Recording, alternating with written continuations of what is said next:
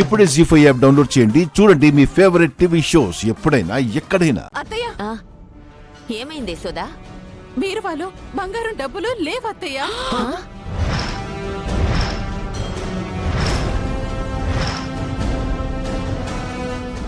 అమ్మా, అన్నయ్య కూడా రూమ్ లో లేడు.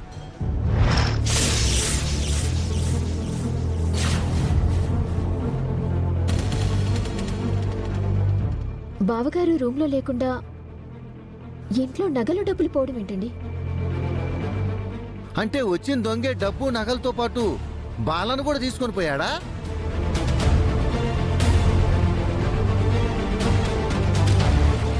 నువ్వు ఆగరా. నా కన్నయ్య ఎక్కడికి వెళ్ళాడురా? ఏయ్ పుష్ప, ఇలారా. ఏంటమ్మా? ఏయ్, దొంగ ఇంట్లోకి వస్తే నువ్వేం చేస్తున్నావు? నేను మెలకుగానే ఉన్నానమ్మా. ఇంట్లోకి ఎవరూ రాలేదు.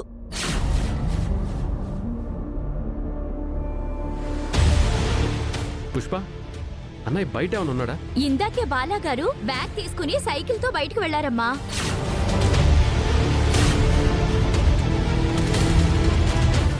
కన్నయ్య బయటికి వెళ్తుంటే నువ్వు ఆపి మాతో చెప్పాలి కదే. ఇలా తెల్లవారుజామున బాబు అప్పుడప్పుడు సైకిల్ తొక్కుతారు కదమ్మా. ఈ రోజు కూడా అలా సైకిల్ తొక్కడానికే వెళ్లారనుకున్నాను.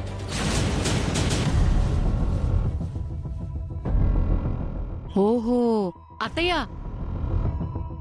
బాల ఎక్కడికి వెళ్ళాడో నాకు అర్థమైంది. బ్యాగ్ తీసుకుని వెళ్ళాడంటే ఎప్పుడు సుందరి సుందరి అంటాడు కదా. ఆ సుందరి డబ్బులు తీసుకురమ్మని చెప్తే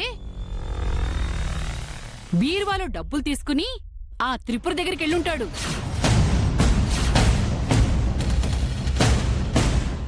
మా అక్క అలా ఎప్పటికీ చెప్పదు. అలాంటి పనులు మేము చెయ్యం. ఏమోనమ్మా, నువ్వేమో కోటేశ్వర్లింటి కోడలు అయ్యావని మీ అక్క కూడా కోట్లు కొల్లగొట్టాలని అనుకొని ఉండొచ్చుగా. మాకెవ్వరికీ డబ్బు పిచ్చి లేదు. మా అక్క ఎన్నటికీ డబ్బు కోసం ఆశపడదు. ఈ శుద్ధపూస మాటలు ఎవరైనా చెప్తారులే. మీ అక్క నికార్సైన మనిషి. మరి మీకు డబ్బు పిచ్చి లేదంటే మేమెవ్వరూ నమ్మం.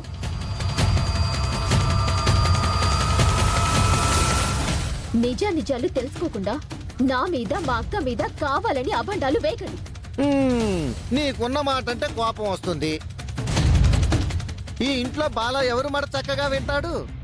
మీ అక్క మాటే కదా.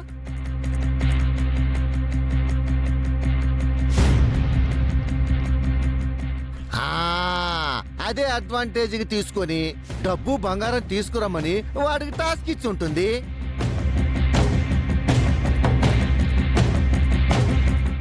మావాడు తెలియని అమాయకుడు కదా, తీసుకొని వెళ్ళుంటాడు.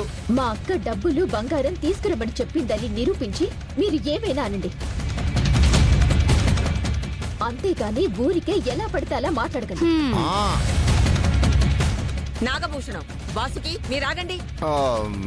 అది కాదత్తయ్య గారు, ఖచ్చితంగా త్రిపురే బాలచిత్ ఇదంతా చేయించుంటుంది. మాకంతా అవసరం లేదు. గాయత్రి, నువ్వు బాగు.